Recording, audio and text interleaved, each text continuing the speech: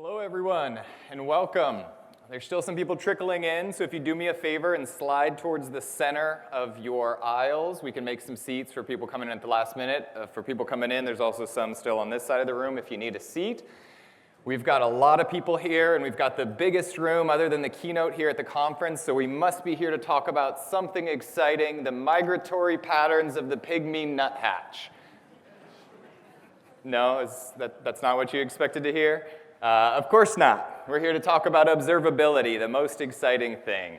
I've been coming to Databricks, this is my third year, and I've been talking about observability. I remember 2 years ago, I was on a much smaller stage, and there were like 20 people in the audience. And the interest in observability has grown a lot. And I think that's a testament to the growth of your usage of Databricks and the mission criticality of the app and what you do on it. And so the need to understand that, to monitor it, to govern it, has become even more important.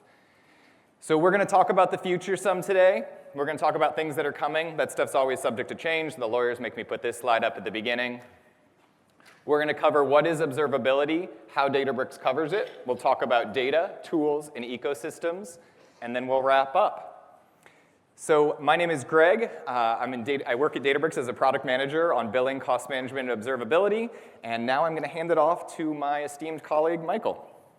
Thanks, Greg. Hi, everyone. I'm Michael. I'm a product manager at Databricks, and I work on System Table. So I'm going to start us off by telling us a little bit about what observability is. So to start, just at a high level, observability is a way to understand a system so you can anticipate and prevent problems. So in modern systems, typically observability is done by collecting, interpreting, and analyzing different data from the external outputs of your system. And all of this is really to glean insights from what's going on underneath the hood of your system from those observations. So at Databricks, I think really the key core job to be done for observability is you really want to ensure that your data intelligence platform is working as expected, full stop. And really that can be broken down into a few different steps. And when I think of these 5 steps that we have on this slide, I think they can really be put into 2 different buckets. So first comes data collection. So being able to collect the data, gather it, and aggregate it into one central place for easy access. Then on top of that data, after you collect it, having the ability to monitor it, do detection on it, and then analyze it so you can quickly remediate issues in your data intelligence platform. So within a data intelligence platform, there's a very wide array of capabilities ranging from data engineering, SQL, AI/ML, now apps. So this has a lot of different personas associated with all these different workloads. So this is kind of the high level of the 5 core personas when we think about observability at Databricks. So it's broken into FinOps, which is really focused on tracking and optimizing your cost on Databricks and understanding your usage. SecOps, so understanding the access patterns and who's accessing what data and when. And then really, there's a broad bucket of DevOps. And this is broken into 3 more granular buckets across infrastructure, which is your more traditional monitoring of your applications. Data DevOps, which is more around your data quality, understanding the health of your data sets. And then AI/ML, so making sure that the models are producing outputs that you expect and they're performing up to your standards. So I'm not going to go through every single sentence on this slide, but the key thing here to understand is for the different personas, each one has different critical user journeys they want to accomplish on the platform, different questions they want to get answers to. And really our goal with Databricks Observability is to make it as easy as possible for you to answer these questions on the platform from the data we collect and then also the tooling we give you to analyze that data. So that being said, I'll hand it back over to Greg to tell us a little bit how Databricks enables this. Perfect, thank you. Folks in the back, there's still some seats over on this side if you want to keep walking, and I'm expecting we'll have a few more people trickle in, so maybe walk on down to this side and you can find an empty seat. So at Databricks, when we think about how we help you with observability, we have a very simple mental model. It starts with data. When I joined Databricks, I said the first thing we need to do is get our customers data about everything that's happening because they're data experts. They'll know what to do with it. They can put it in various places. They can analyze it. The next layer is tools to make use of that data. And then finally, there's the ecosystem. It's kind of a nice little wedding cake, but instead of the people getting married on top, it's your data engineers that are happy. And that's what we're going to talk about today. So the first layer of that is data. The way Databricks has given data to you about what's happening in Databricks is through something called system tables. How many of you are familiar with system tables? Awesome. Well, they're only recording audio, not video, and my mom's not going to believe there's this many people here, so let's try that again, but verbally. How many of you are familiar with system tables?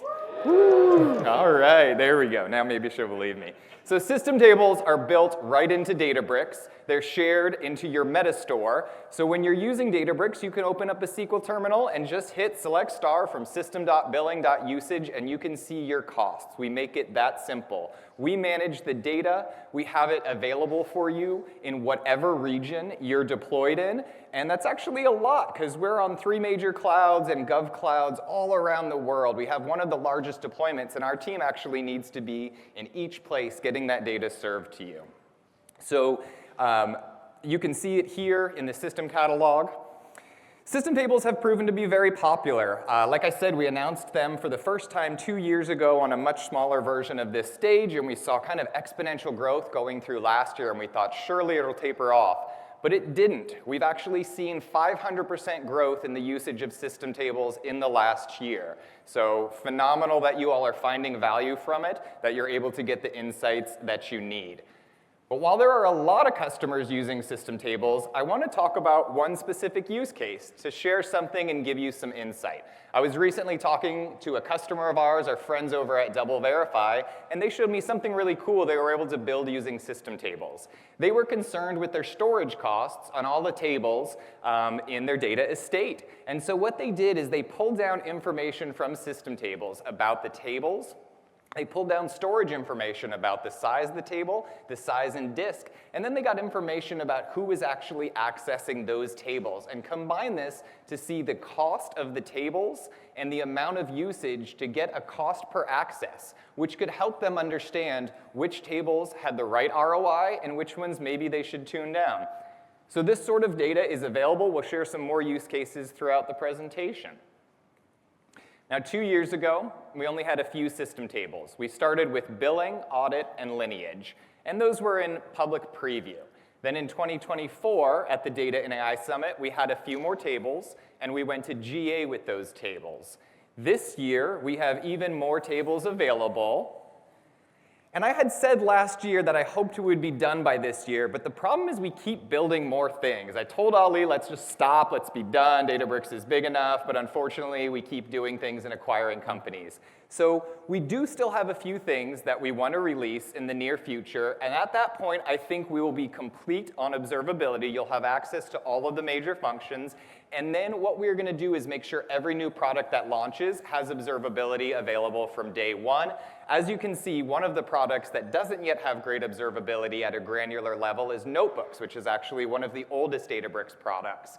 We're going to get that there, and then no longer are you going to have to wait 10 years to get granular observability. We're going to make it happen from the start, and I have a very special way of doing this. My team is also in charge of billing, and so I will tell the product managers I'm not going to let them make any money until they have observability, and I think that'll make things happen for you. So this is a bit about system tables. We're almost at the point where I feel really good, and you'll have observability into everything. In Databricks, you'll be able to drill in. You'll be able to get to a level of granularity.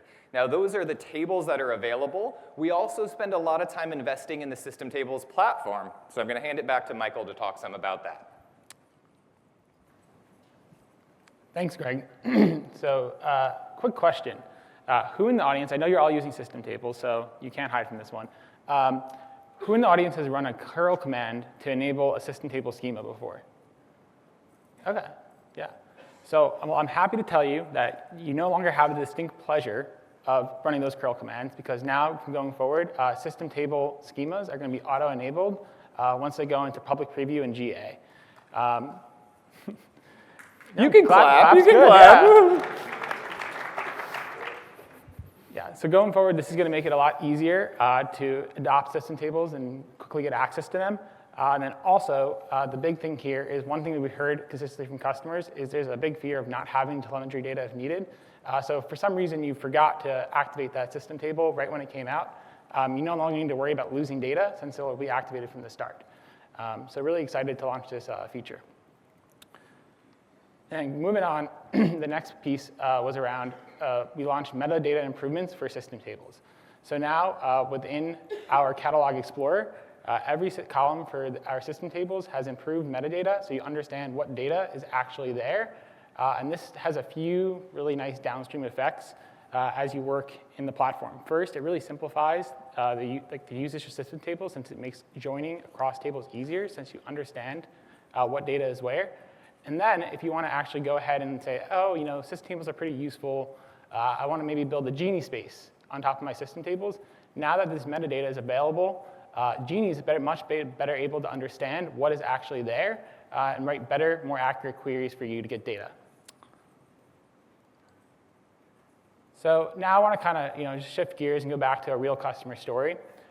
So one customer on Databricks is ThreadUp. They're an online retailer for secondhand clothing. And one thing they've done earlier this year is they started to migrate from classic compute to serverless compute. So they did this because they really wanted to improve their query runtimes across the board. And one issue they were having is they were just really having a lot of queries that were taking a long time to run, running for over 10 minutes. And they wanted to track this KPI and understand, once they switched to serverless, what happened over the course of a year. So system tables with query history was the natural choice to source this data.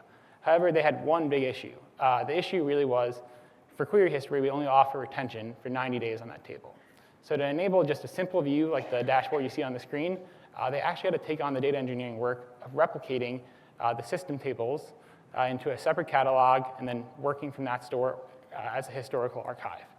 Well, I'm very happy to share that going forward, for use cases like this, you're no longer going to have to do that. I'm happy to announce we're going to be launching configurable retention for system tables. So admins on your accounts will be able to configure custom retention periods for all your different system tables, ranging from 0 days to unlimited retention. So this allows you to query all your data from the same place and avoid replicating and copying data without any need. So additional retention will be available past our default retention periods for a standard storage fee, and it will be on a per gigabyte per month basis.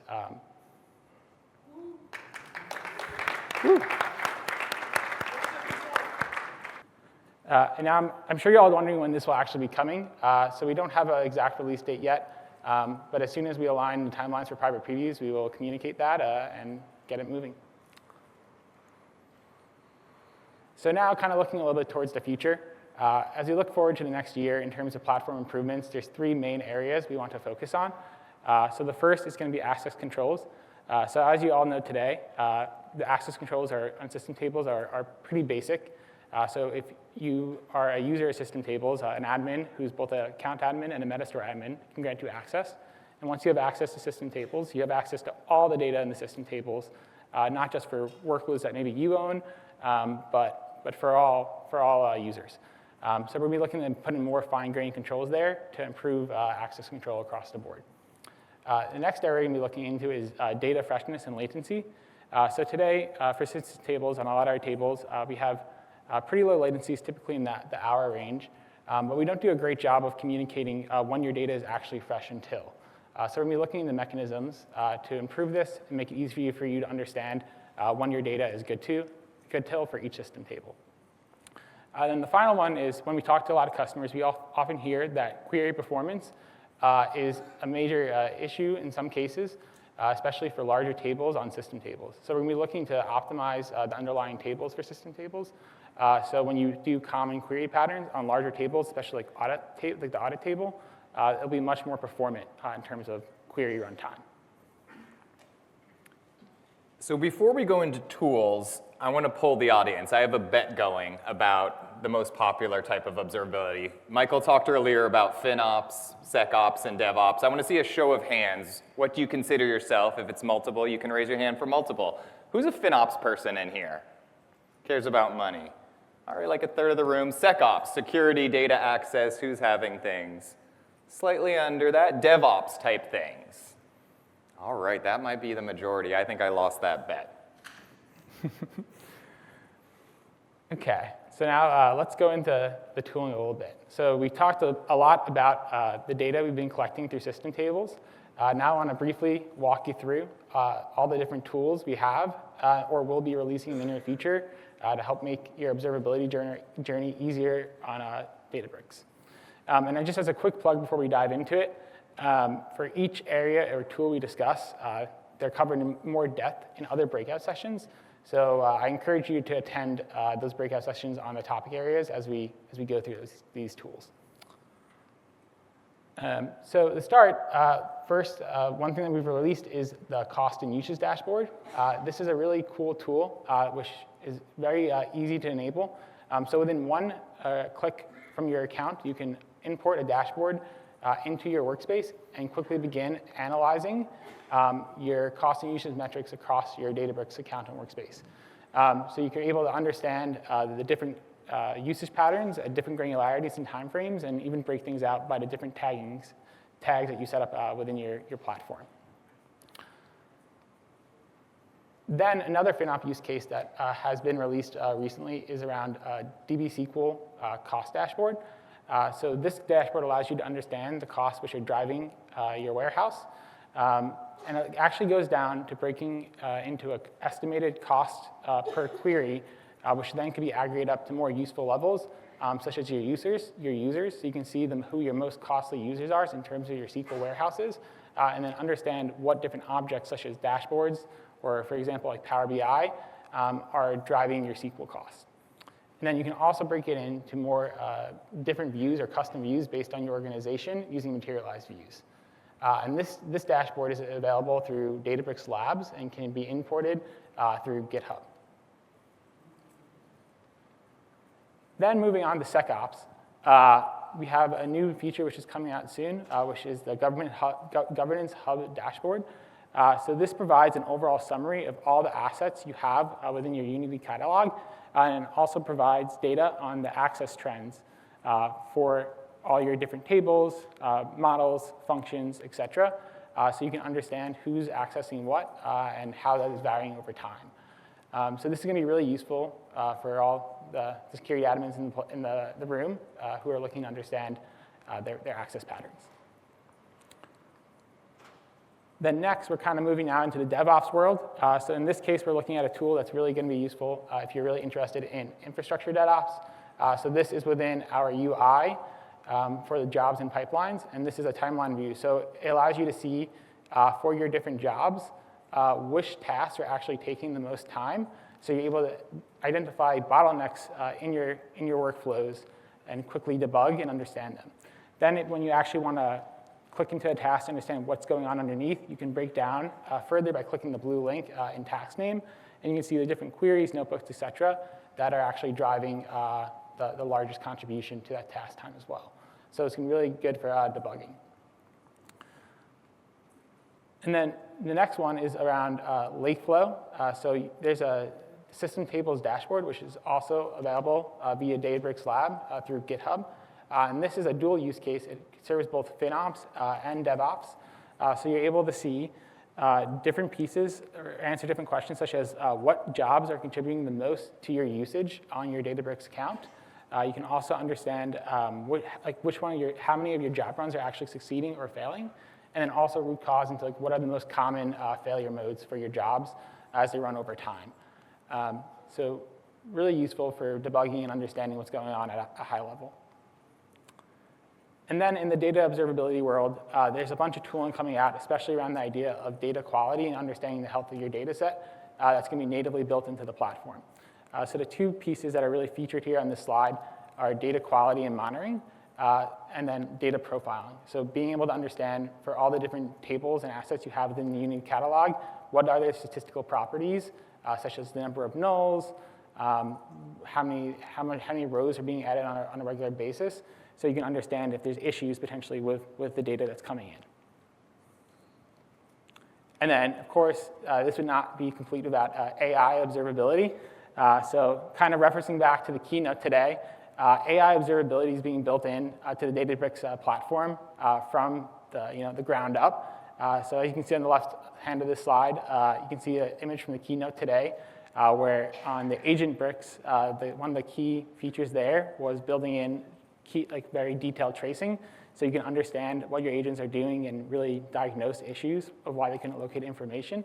And then also things like ML Flow 3, which is also announced at the keynote, which is going to enable really rigorous observability into your generative AI flows that you're used to with your classical ML flows as well.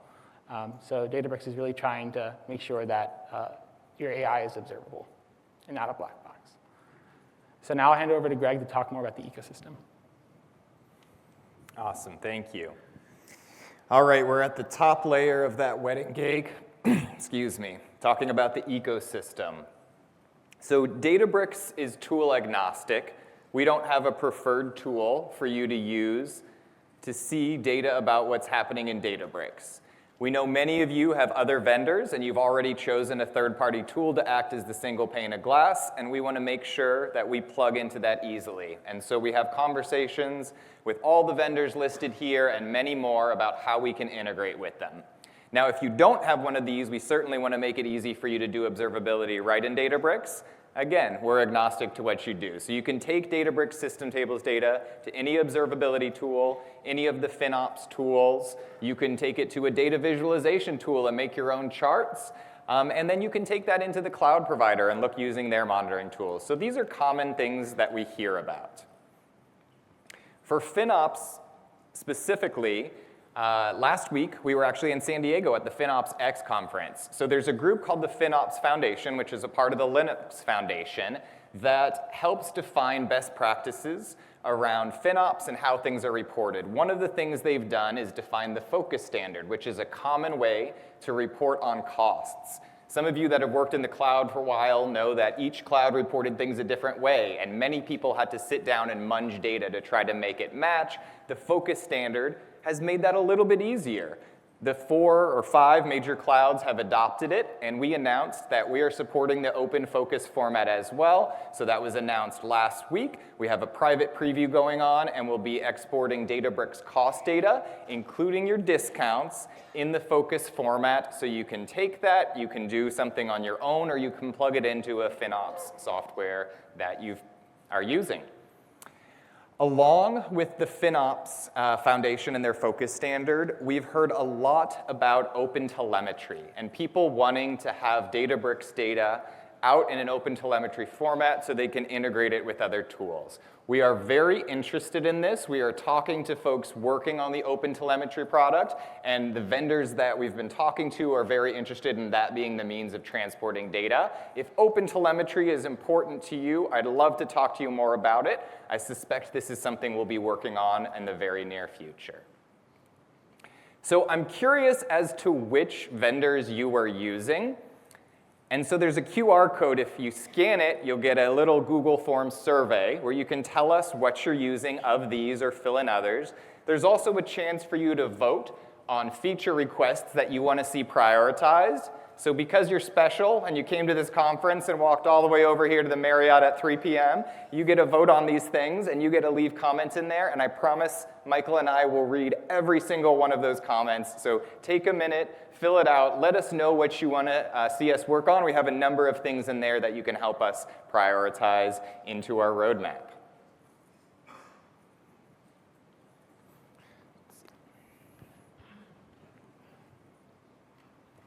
Yeah, and now to bring us to an end, I was kind of want to wrap up a little bit about what we talked in this presentation.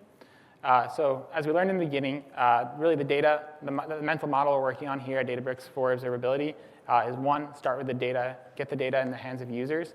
Then 2, build tools on top of that data to enable you to better observe and achieve your user journeys simpler. And then really focus on integrating to the broader observability ecosystem. So all the tools you already have built out are able to seamlessly be used with Databricks data. As you saw in the past, we really were focused on that data aspect. We're nearing the place where we are now at the stage where most of the data is available through system tables. In this coming year, we're going to continue to expand on the tools that have already been released natively within the project. And we'll be focusing on integrating with the key providers that you're all going to tell us who you're working with in the survey that we just scanned. So all that being said, we're gonna let's just do a few final plugs before we wrap up. So in terms of the presentation, if you want to continue your learning journey and do training and certification, you can scan this QR code and see what we have to offer as a company. And then to just have one final piece, when you, in your Databricks events app for this session, you'll have a survey on the content. So if you love this session, we want to hear about it. If you also hate it, we still want to hear about it. Your feedback's really helpful into guiding what type of content we put into the summit. So we really always appreciate it. So with that, thank you for attending today and learning more about observability. We appreciate your time, and we know you all have traveled for a long way. Thank you.